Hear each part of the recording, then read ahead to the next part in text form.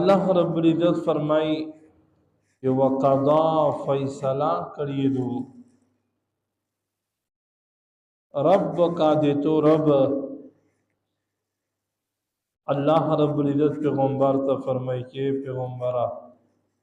اے تو رب فیصلہ ادا کری دو اللہ تعبدو چې د هیڅ عبادت تو سے ما کوي الا ایا مگر صرف د الله عبادت کوي یعنی عبادت ما کوي تو سے الا ایا مگر خالص د الله پاک عبادت کوي بیا الله پاک دا فیصلہ کړی دو وبالوالدین احسانا تو سے میر پلور سره شګړې کوي بیا الله فرمای اما کچری یبلعن ورسجی عندك الكبر پجوان دی توسی شي عندك پجوان دی توسی شي کبر بوډته حالات ته ورسیږي اخذهما یو دی دیغه دوینا او کلاهما ید وسرا یو بوډته ته ورسیږي یا دوا سره بوډته ته ورسیږي مر پلور نو الله فرمای فلا تقل لهما نو موی تسی دیتا دغه موی اوف ویند اوف قدر ټکای ما استعمالوي ولا تنهرهما ما په ور کړنګي په دې دوی سره باندې وقل لهما چې کله دې دوی سره خبره کوي قولا کریما خوش خبره کوي نرم خبره کوي پسته خبره وسره کوي دغه الله رب العزت امیش پیغمبر ته الله فرمایي چې پیغمبره اتو رب دا فیصله وکړه دې خبره فیصله وکړه چې د هیڅ عبادت ما کوي خالص عبادت دی یو الله کوي اوله فیصله الله پاک دا وکړه دا حکم الله مشتو فرمایلو دویمه خبره د مویدت منی دا فیصله الله وکړه چې وبالوالدین احسانا تو سے میر پلور سره شګړې کوي د مویدت منی د الله رب العزت د بندګۍ نه بدا اني پمزکه شو ډېر عبادتونه دي چې الله رب العزت په انسانونو باندې فرض کړی دي عالمین یادا رجادو حاج یادا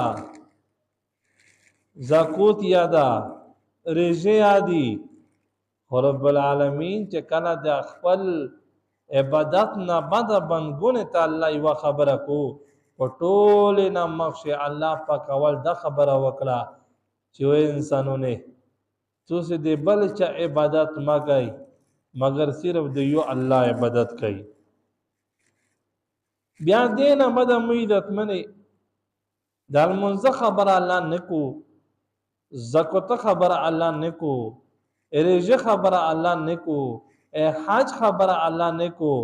پټول عبادت شه مخشه اول الله رب العزت د میر پلور خبره وکړه چې د میر پلور هغه سره تو سے شګړې وکای د میر پلور تو سے حق ادا کای نو د مویدت منه دینه اندازه لګوي چې دا نه عبادت نه دی علمي سمره لوی عبادت تا دمره غاټ عبادت تا دمره لوی عبادت تا چې پمزکه باندې اول علمي الله فرض کړی دا او په قران شي په ډېر ځای شي الله پاک کله خبره کو الله پاک د خپل عبادت نه بد خبره کو اول الله پاک دا ویي چې میر پلو سره شګړې وکړي د مویدت منی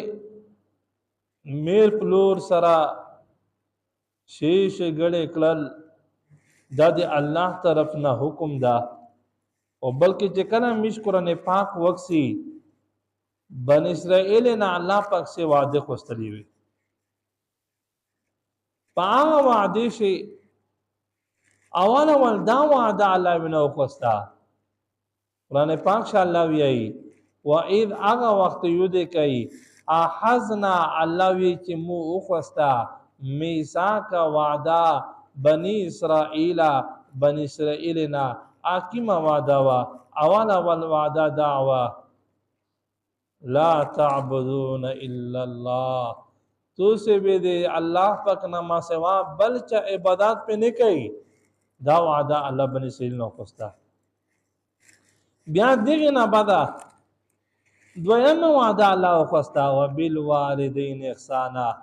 میر پلور سره وشش غړي کوي دا وعده الله پاک د خپل د عبادت نه بدا د حکم نه بدا دویم خبر الله میر پلور دیتا ذکر کړی دو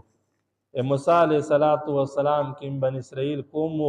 هغه ته الله پاک دی اول دی دا خبره وته کړی وا چې د الله نه ما سوا بل چا عبادت ما کوي دویمه خبره الله دا وته وکړه چې میر پلور سره شیشه غړي وکړي